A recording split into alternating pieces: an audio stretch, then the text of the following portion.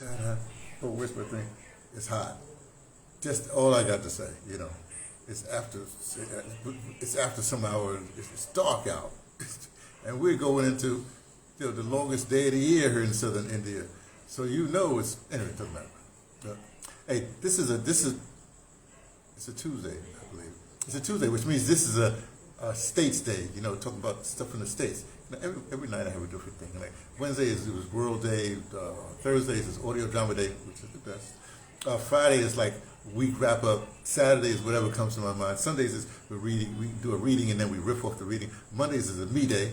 Talk about me. And then Tuesdays, which is what today is, we talk about the U.S. Right?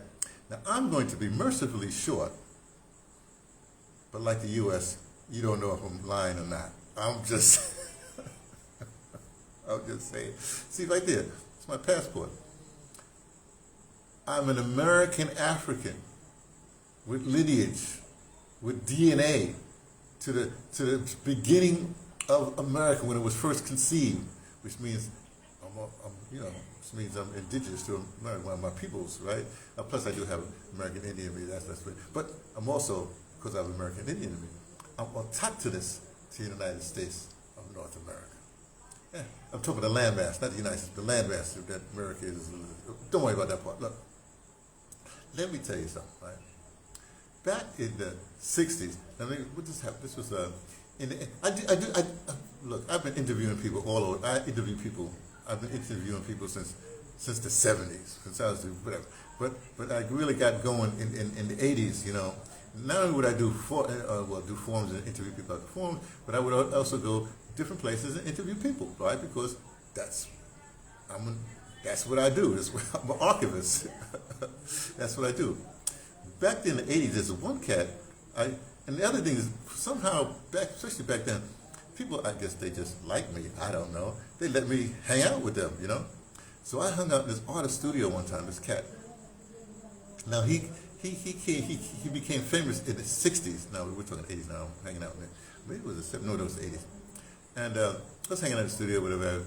Now you say, now he was famous because he's the one that you wouldn't know that. Well, look, some of you people just look this up, right? There was this famous, I guess it was late 60s, because it was there was like a bullseye.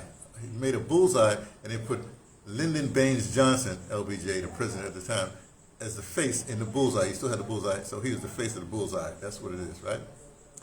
And he got a lot of notoriety for that. Whoa! Because, you know, it was the 60s, it was protesting the war, blah, blah, blah, blah, blah, blah, blah. Okay, so I was hanging out with that guy in the 80s, you know, in the studio, and we was talking, I interviewed him, then we was talking. And he's the one that he really hit me because then he was working the 80s, he was working the stock market, right? And he was saying, this thing is and he was telling me all the ins and outs of the stock market, how you make money, blah, blah, blah. I'm not interested in money, but it was really interesting, right? The reason why I bring up this Target thing, U.S. Day, here's what the United States and North America does, right? It ain't got no resources. I shouldn't say that. The resources it had, I don't know what to do with its resources, to tell you the truth, right? Its resources is we make stuff to get rid of stuff so that we can make other stuff, and everybody's a consumer. I don't know. They do something like that, right? Now, anybody has any whatever that's not whatever privileged American, whatever it is, they will tell you, especially talk about the Native Americans, the Indians, you know, blah blah blah. They will tell you white men speak with forked tongue. They talk about white men. They talk about white Americans speak with forked tongue. You can't believe what they say, and you can tell they're American if they speak with forked tongue. I.e., Barack Obama speak with forked tongue. They say one thing, they did that. Okay. Now, here's the thing. What they do is, like, say for instance, it's going to be, they have to identify an enemy, and then they make films about the enemy. They make all kinds of media about the enemy. They bring up the enemy as, this is your enemy now. If you're in the military, oh, they use that. Oh, that's, you know, tower heads or whatever the current thing is, Russians or whatever. They still use the Russian thing. I don't know why, you know, because they don't even say so.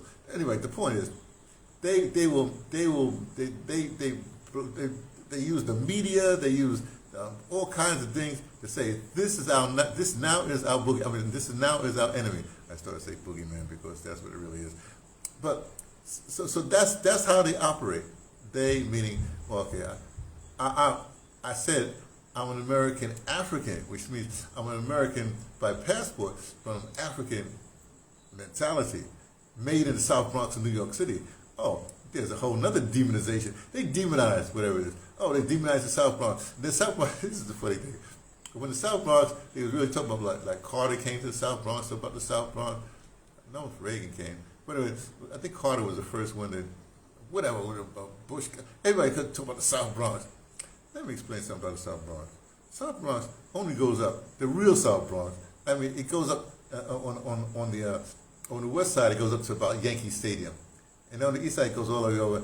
Sometimes they even claim Soundview Projects. That's not the South Bronx. Anyway, Kelly, South Bronx is a certain area, right? Now, the Mount Haven section of South Bronx, which I grew up in, where Patterson Project, that's the South Bronx for real, okay? When you get to Sedgwick Avenue, where, you know, that's not the South Bronx, it's the West Bronx.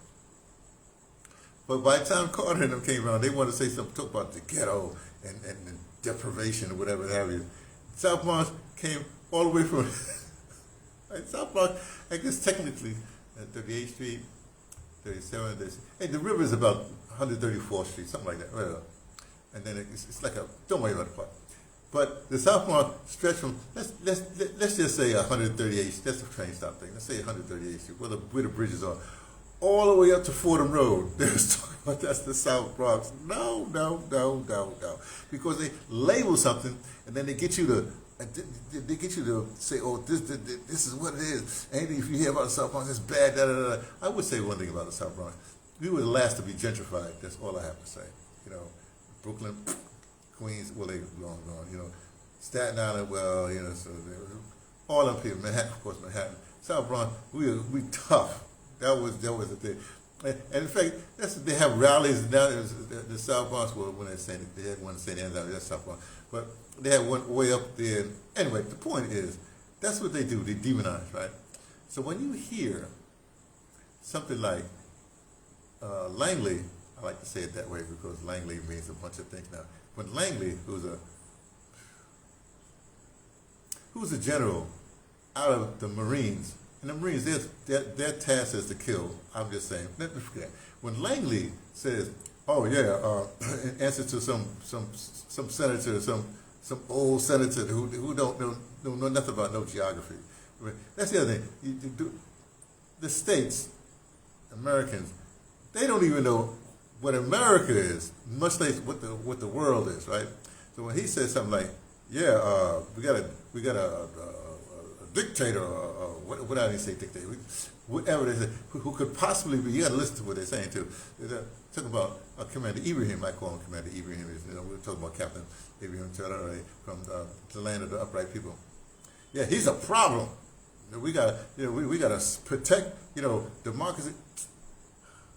Now when he starts saying it, then it's like that, then our response is, this is the modern world.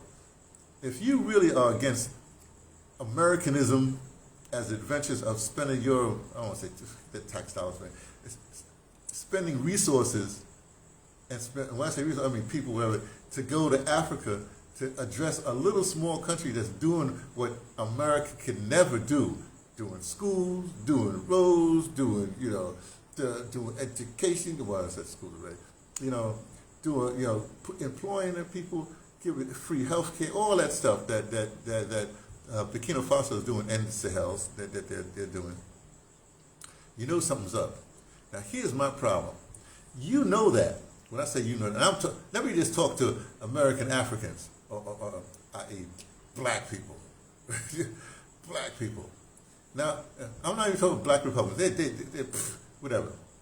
Let me explain something to you. If you keep on bathing in Trump's backwash, in the dump man's backwash, in other words, what he says, you react to it, right?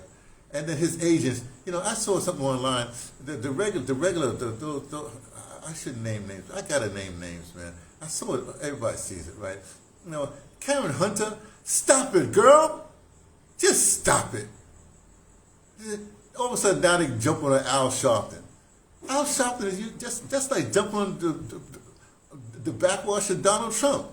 Why does Al Sharpton have any the inane things that people that our media, black media, I'm not even talking about our leaders, they're awash, they're just stick a fork and they done whatever. Our so-called misleadership, right? I'm not even talking about them. I'm talking especially our media, right? Our intellectuals, our what do you call that? Academics. They were the Marxist analysis, all that stuff like that. Look, take a second. I'm not telling you stop doing your thing because you just make yourself look more like an idiot. That's or idiocracy, right? That's fine. But now you need to carve a little thing and say, you leave our commander alone. There should be not one American African breathing that should allow the United States of North America to demonize what the work that our Commander Ibrahim, Captain Ibrahim Traore is doing there in the Sahels. There shouldn't be, you claim that you want liberation. You claim that black people this, black people that. Well, here's a black person that's doing something, and you need to take a portion of your blah, right? And make sure they don't demonize the man, the myth, the legend, right now. And, well, the reason why he's such a threat is not only because he's doing this stuff, the diamonds and gold, whatever it is, it's because he's young. He's younger than you media people who keep on blah. He's younger than you so-called, what are you all, misleaders, politicians. He's younger than you. He out there playing soccer with his peoples. He go visit the street sweepers in the morning and say, hey. He with his people. You are not even with your people. You say you speak for this, that, you speak for that, but you're not even with them. Let me stop. This has officially been a rant. And I'm actually not ranting against, people, misguided people who love to wash in Trump's backwash. Like he's doing more for you Pan-Africans, don't get me started. He's doing more for Pan-Africanism than all your little speeches and all your little demonstrations can ever do. But let me stop this rant because, I just got back from thing and I want to eat, so I'm going to do that. So I'm going to let you all go, right? Just think about it. Are you bathing in somebody's backwash? Are you paying attention to miss whatever? Are you paying attention to the high? The problem that I have, the internet exists. You can research this stuff for yourself. And when you research it, you come to your own conclusions, right? What I'm most happy about, there's a lot of bloggers that know what's going on. Okay, so I'm gonna let y'all go. See you later. Bye. Have fun. Educate yourself. Later.